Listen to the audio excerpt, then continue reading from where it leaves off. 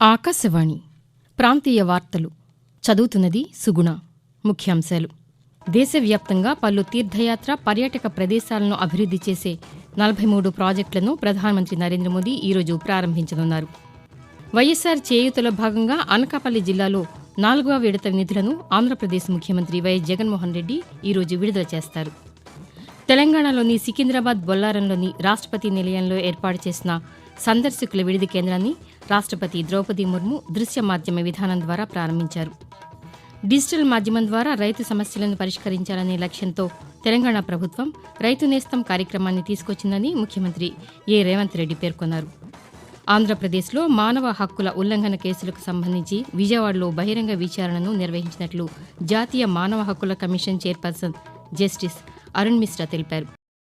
వార్తల వివరాలు: ప్రధానమంత్రి నరేంద్ర మోదీ ఈరోజు శ్రీనగర్లో పర్యటించి వికసిత్ భారత్ వికసిత్ జమ్మూ కాశ్మీర్ కార్యక్రమంలో పాల్గొని పలు అభివృద్ది ప్రాజెక్టులను జాతికి అంకితం చేస్తారు.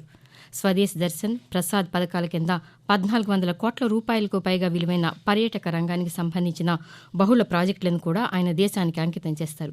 అలాగే దేశవ్యాప్తంగా అనేక తీర్థయాత్రలు, పర్యాటక ప్రదేశాలను అభివృద్ది చేసే దాదాపు 43 ప్రాజెక్టులను కూడా ప్రధానమంత్రి ప్రారంభించనున్నారు. వీటిలో ఆంధ్రప్రదేశ్లోని అన్నవరం శ్రీ సత్యనారాయణ స్వామి, తెలంగాణలో జోగులాంబాదేవి ఆలయాలు ఉన్నాయి.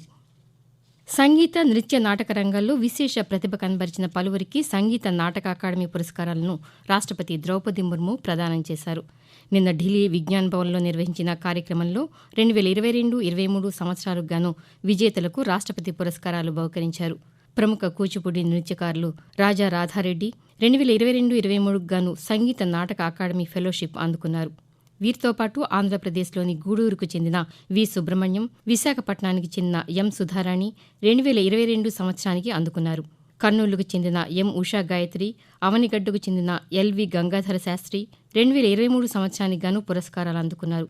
అలాగే తెలంగాణకు చెందిన పేరిణి ప్రకాష్ 2023 సంవత్సరానికి, భాగవతుల సేతురాం కూచిపూడి నృత్యంలో 2022 సంవత్సరానికి గాను అవార్డులు అందుకున్నారు.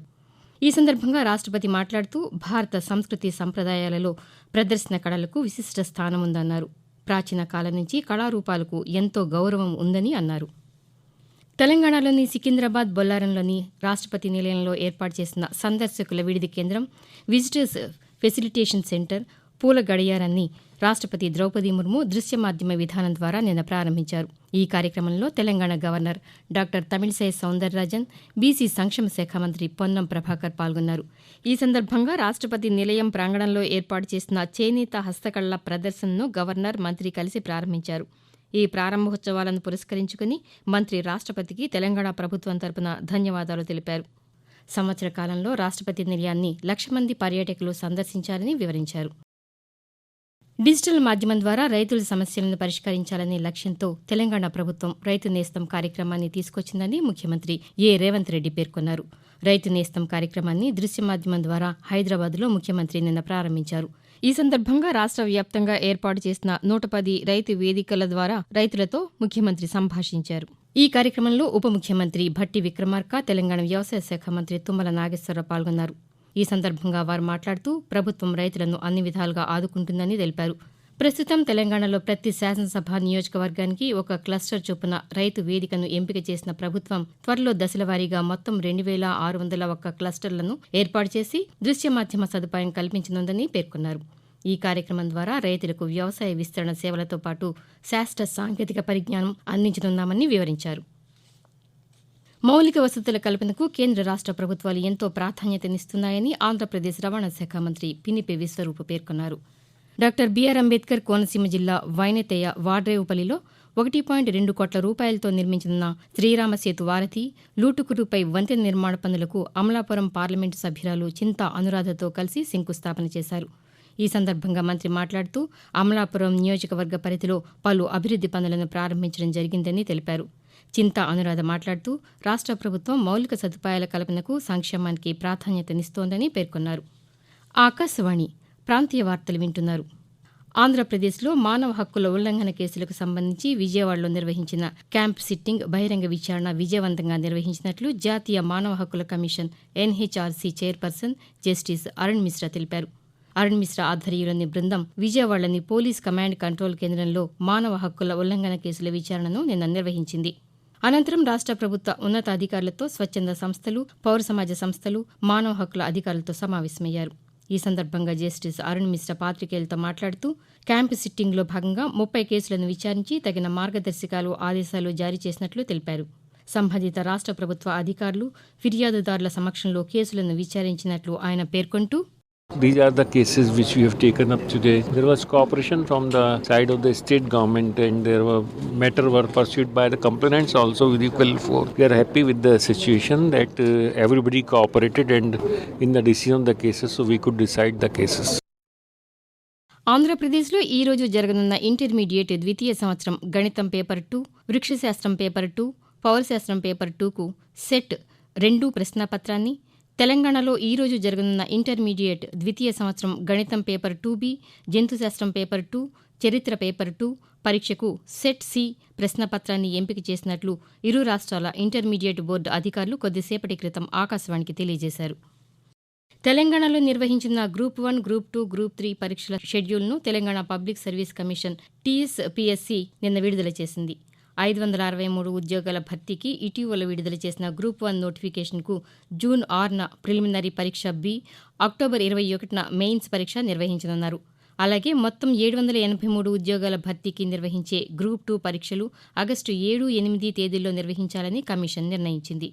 కాగా 2022లో విడుదల చేసిన 1388 ఉద్యోగాల భర్తీకి రాత పరీక్షలను నవంబర్ 17, 18 తేదీల్లో నిర్వహించనున్నట్లు TSPSC అధికారులు తెలియజేశారు. తెలంగాణలో మార్చి 18వ తేదీ నుంచి 10వ తరగతి పరీక్షలు ప్రారంభం కానున్న నేపథ్యంలో ఈ రోజు నుంచి 10వ తరగతి పరీక్షల హాల్ టికెట్లను బోర్డు విడుదల చేయనుంది. ఇప్పటికే పాఠశాలలకు విద్యార్థుల ప్రింటెడ్ హాల్ టికెట్లను పంపించిన 10వ తరగతి పరీక్షల బోర్డు వెబ్సైట్ నుంచి కూడా హాల్ టికెట్లను డౌన్లోడ్ చేసుకునేందుకు వీలు కల్పించింది. తెలంగాణలో 10వ తరగతి పరీక్షలను పారదర్శకంగా నిర్వహించేందుకు అధికారులు అన్ని ఏర్పాట్లు చేస్తున్నారు. పరీక్షల కోసం 2676 కేంద్రాలను ఏర్పాటు చేశారు. మార్చి 18 నుంచి ఏప్రిల్ 2వ తేదీ వరకు 10వ తరగతి పరీక్షలు జరగనున్నాయి. నంద్యాల జిల్లా శ్రీశైల మహాక్షేత్రంలో జరుగుతున్న మహాశివరాత్రి బ్రహ్మోత్సవాల్లో భాగంగా శ్రీ భ్రమరాంబ సమేత శ్రీ మల్లికార్జున స్వామివార్లు నిన్న రాత్రి పుష్పపల్లకిలో భక్తులకు దర్శనమిచ్చారు. ఈ గ్రామోత్సవాన్ని తిలకించేందుకు వేలాది మంది భక్తులు తరలివచ్చి శ్రీ స్వామి అమ్మవార్లను దర్శించుకున్నారు. తెలంగాణలో నీటి ఎద్దడిని నివారించేందుకు ఈ రోజు నుంచి ఈ నెల 15వ తేదీ వరకు తెలంగాణ పంచాయతీరాజ్, గ్రామీణ నీటి సరఫరా శాఖలు ప్రత్యేక కార్యక్రమాన్ని నిర్వహించనున్నాయి.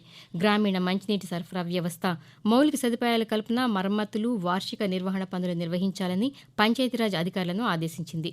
గ్రామాల్లో రానున్న వేసవిలో మంచినీటి సరఫరాకు ఎలాంటి అంతరాయం లేకుండా అన్ని చర్యలు చేపట్టాలని సూచించింది. ప్రస్తుతం గ్రామాల్లో ఉన్న ఉపరితల ట్యాంకులు, పైప్లైన్లు, నల్లా కనెక్షన్లను పరిశీలించి ఎక్కడా లీకేజీలు లేకుండా మరమ్మతులు చేయించడంతో పాటు నీటి సరఫరా సక్రమంగా జరగాలని సూచించింది. గ్రామాల్లోని పాత బోర్లకు మరమ్మతులు చేయించి మళ్లీ పనిచేసేలా చర్యలు చేపట్టాలని ఆదేశించింది. గడిచిన 5 ఏళ్లలో ఆంధ్రప్రదేశ్ ప్రభుత్వంలో 2,47,900 మెట్రిక్ టన్నుల సామర్థ్యం గల గిడ్డంగుల నిర్మాణాలు జరిగాయని రాష్ట్ర వ్యవసాయ శాఖ మంత్రి కాకాణి గోవర్ధన్ రెడ్డి తెలిపారు. కృష్ణా జిల్లా గన్నవరం మార్కెట్ యార్డులో నూతనంగా నిర్మించిన 10,000 మెట్రిక్ టన్నుల గిడ్డంగులను మంత్రి నిన్న ప్రారంభించారు. ప్రాంతీయ వార్తలు ముగించే ముందు ముఖ్యాంశాలు మరొకసారి. దేశవ్యాప్తంగా ఉన్న తీర్థయాత్ర, పర్యాటక ప్రదేశాలను అభివృద్ది చేసే 43 ప్రాజెక్టులను ప్రధానమంత్రి నరేంద్ర మోదీ ఈరోజు ప్రారంభించనున్నారు. వైఎస్సార్ చేయూతిలో భాగంగా అనకాపల్లి జిల్లాలో 4వ విడత నిధులను ఆంధ్రప్రదేశ్ ముఖ్యమంత్రి వైఎస్ జగన్మోహన్ రెడ్డి ఈరోజు విడుదల చేస్తారు.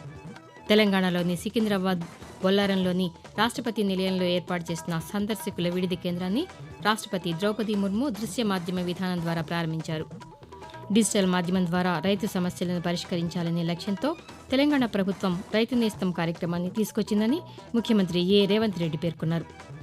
ఆంధ్రప్రదేశ్లో మానవ హక్కుల ఉల్లంఘన కేసులకు సంబంధించి విజయవాడలో బహిరంగ విచారణను నిర్వహించినట్లు జాతీయ మానవ హక్కుల commission chairperson justice Arun Mishra తెలిపారు. ఆకాశవాణి ప్రాంతీయ వార్తలు ఇంతటితో సమాప్తం.